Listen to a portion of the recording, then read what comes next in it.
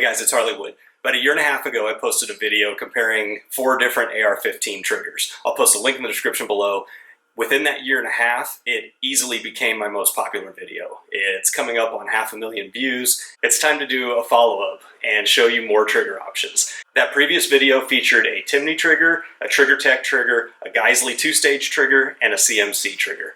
In that video, I mentioned that the Geissele was my least favorite, and that is simply because I don't really care for 2-stage triggers.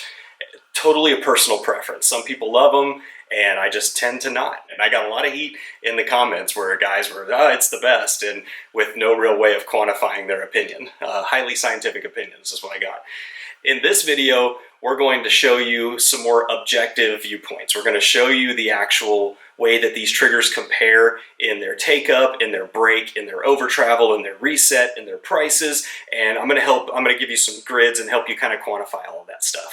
Let me start off by saying all of these triggers were sponsored by MSR Arms. I met up with them at SHOT Show 2019. Great group of guys. We were looking for some opportunities to partner with each other, and I just had this idea. When I saw how popular my previous video was, I reached out and said, hey, what do you guys think about sponsoring this video? So I cannot post a link in the description below due to YouTube's stupid policies, but it's MSR Arms. Please check them out. They offer a ton of stuff, and I have a promo code for 5% off anything you find on their website. Let's take a look at the triggers. Okay, from left to right. Up first, POF USA. This one is the 3.5 pound version with the flat blade on it. I'm going to post on the bottom of the screen the exact model for each of these as I'm showing them to you. This particular one is probably the easiest of the group to install. It does not have those set screws on the bottom like you'll see on some of these others. Instead, you see these rubber spacers here. So what you have to do is push this down into your receiver, and it keeps your pins not quite indexed with the receiver until you push down, compressing these a little bit. Then you slide your pins in and release, and these provide kind of that upwards pressure on the pins. So you don't really need anti-walk, anti-rotation pins. These kind of serve that purpose for you. Up next, the Elftmann Tactical Match Trigger. The adjustable pull weight on this is controlled with that little set screw right there. It is adjustable from 2 3/4 pounds up to 4 pounds. This is the flat blade version. I love a flat blade trigger. For me, they just tend to be the most comfortable, or even one that is just slightly bowed, kind of like the Black Rain back here, or like a Timney trigger. I don't really care for ones with a more traditional hook quite as much. You will notice those set screws on the bottom of this one, so you do have to get an Allen wrench down in there, and those screws lift this up in the receiver and provide torque against those your hammer and your trigger pins.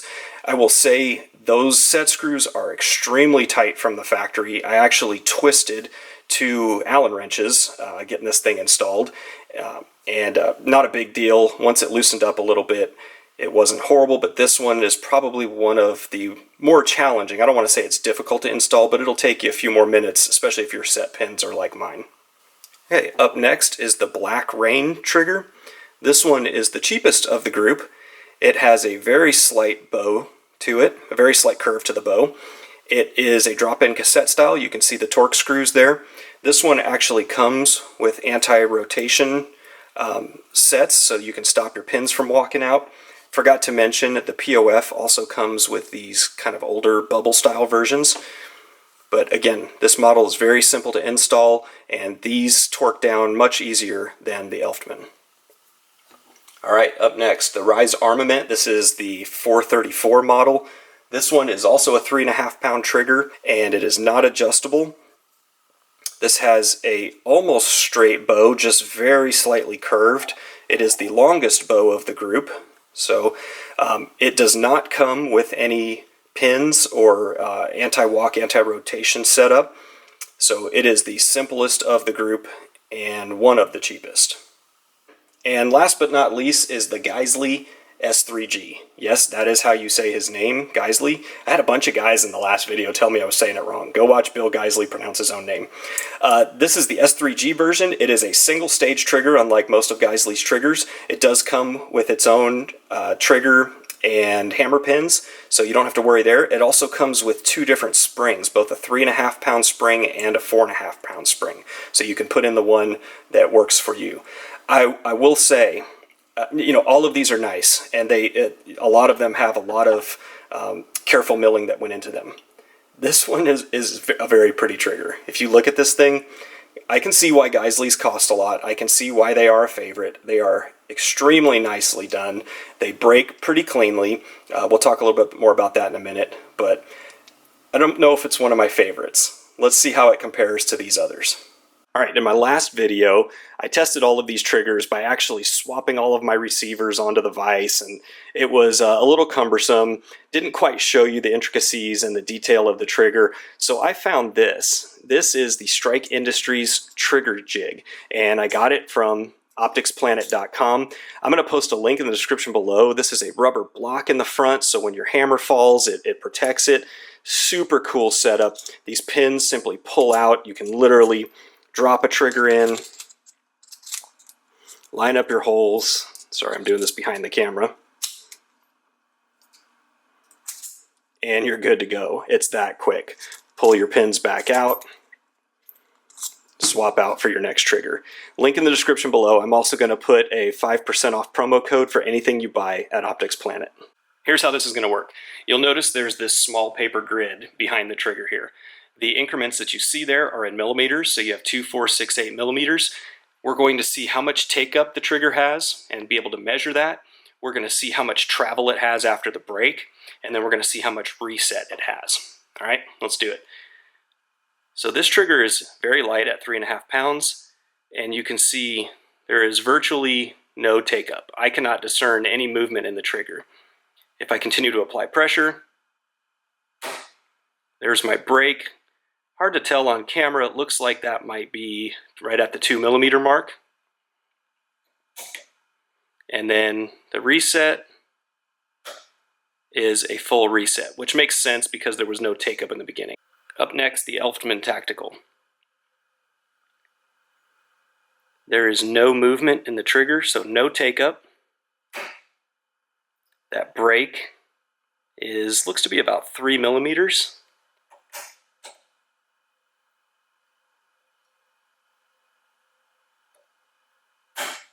And that reset is basically back to 0. Makes sense with no take-up. Now this one does have a little more over travel. I can tell that it breaks, and the trigger still has movement after the break. But it is probably a cleaner break than that POF. It feels much crisper. Next, the Black Rain. There's ever so slight movement on the trigger. Don't know that I'd really call it take-up, but you can see just a tiny bit of movement there. 3 millimeters of travel. It's hard to tell from looking at this little screen. If I make any mistakes, I'll put it on the annotations below. The reset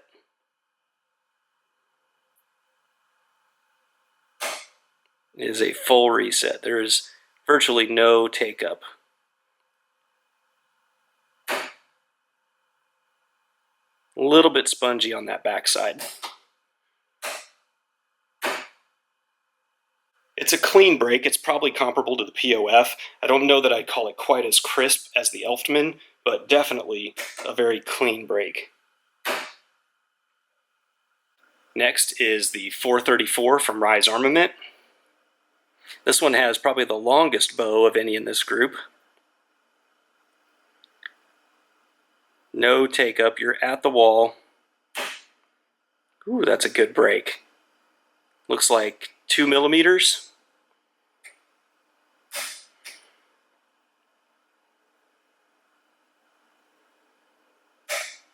And a full 2 millimeter reset. That's a pretty nice break on this one. Super clean. Last but not least, the Geissele S3G, the one that is the biggest pain in the butt to install of the ones we've done today. It took an excruciating 90 seconds, but that's only because it's not a drop-in cassette style trigger. Let's get started. Now this is what they call a single stage trigger, but look at that take-up. There's 2 millimeters of take-up. Let's do that again. There is a good 2 millimeters of take-up, and a lot of over travel.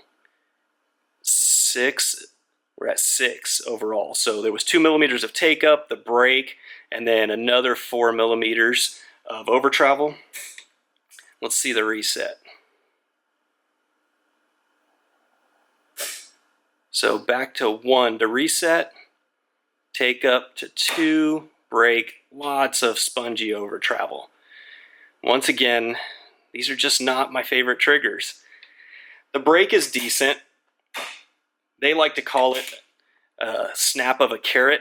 I prefer more of the Timney style glass rod, but that is a completely subjective opinion. Look at all that over travel. The POF USA.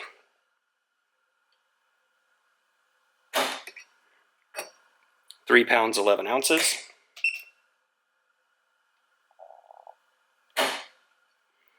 £3 9 ounces.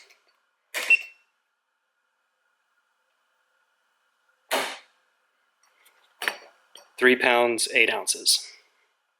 The Elftmann. Now keep in mind, this one is adjustable from supposedly 2.75 on up to 4.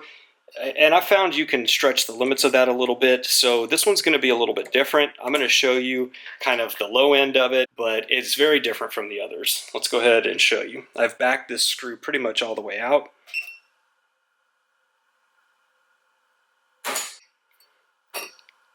£2 13 ounces.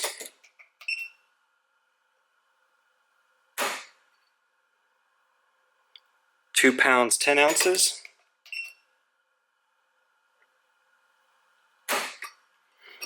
£2 9 ounces. The Black Rain. £3 13 ounces.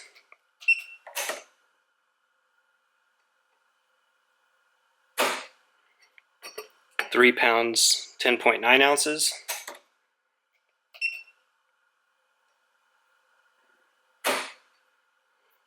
£3 10 ounces. And the Rise Armament.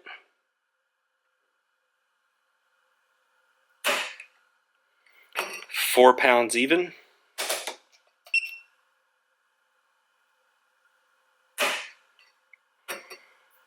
£3 6 ounces.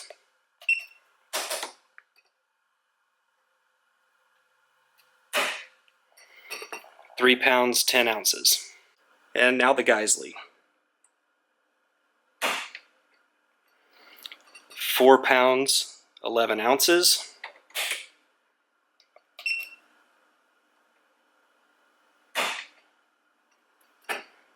£4 12 ounces.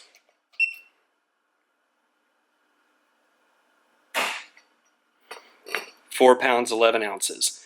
So which trigger is the best?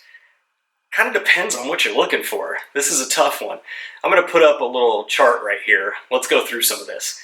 So let's talk about price first. The Rise Armament is the cheapest one. Comes in at $159 at the time of shooting this video. Now remember, at the location I mentioned earlier, I have a 5% off, so all of these prices are the list price. You get that 5% off if you use my promo code. The Elftmann was the most expensive, and as we go through some of the rest of this stuff, you'll have to weigh whether that's worth it for you or not. Let's talk about the advertised pull weight. The Elftmann had the lowest advertised pull weight because it has that range of 2.75 on up to 4. And let's talk about the actual pull weight. I measured it at 2.6. Now, depending on where on the bow you get that thing and kind of the median average, that can alter a little bit. It's real hard to get it consistently on the exact right part of the bow and pull it the same every single time. So the Elftmann, though, came in the lowest. However, that may not be what you value. If you want a self-defense trigger, you may want something with a little bit higher pull weight. You may want a 4.5 or 5.5 pound pull weight. Let's talk about installation. The POF by far is the easiest to install. You have those two little rubber things underneath. You simply depress it down, slide your pins in, and they provide that tension so that your pins don't come back out. You don't have anti-walk, anti-rotation pins.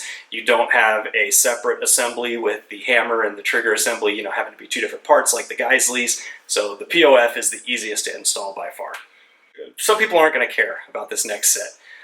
I gave the Rise Armament the actual win in terms of the brake and the overall take-up over travel reset.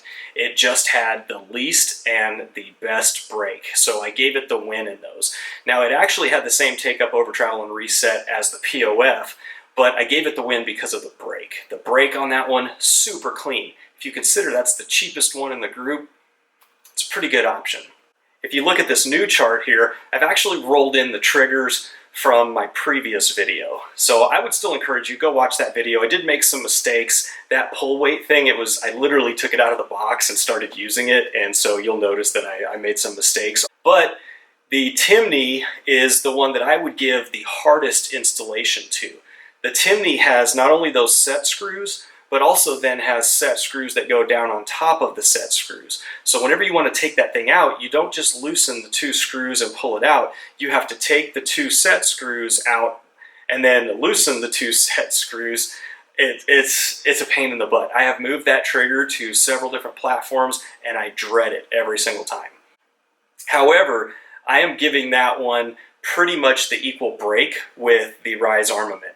The Timney just consistently has the cleanest brake. They call it that glass rod. It literally is like if you had a little glass rod and you just snap that thing. It is so clean, so crisp, but you pay for it. So which trigger is the best? Well, depends on what you value. If you notice on that chart, when I roll all the triggers in together, I gave a lot of green to the Trigger Tech. That is still my favorite trigger. Here it is on my Joint Force Enterprises SPR. I absolutely love this trigger. It pretty much checks all the boxes for me. It's a flat bow. It's adjustable from low to a decent high range, mid-range. It's got a super tight brake, very light reset. It kind of does it all for me. It's expensive though, so you got to pay to play. Due to some of YouTube's policies, I cannot post a link in the description below to where to get these triggers. However, I would like to thank MSR Arms for providing these. Without them, this would not have been possible. I have a promo code. There's more details in the description below. Follow the link to my blog to get that promo code and find out more. I hope that gives you a little bit of an idea of the differences between some of these triggers. If you have any questions, if I made any mistakes, please give me a little grace on that and call it out in the comments below, and we'll take it from there. Thank you for watching, guys. If you like this video, please hit that subscribe button below. Got lots more videos to come, and we'll see you in the next one.